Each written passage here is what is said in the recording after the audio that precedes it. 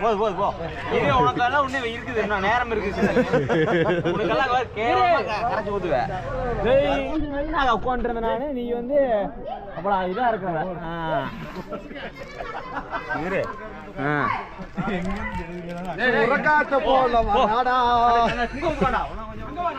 ஒரு பொட்டு இதை வந்து எரிச்சல் பிடிச்சிரு.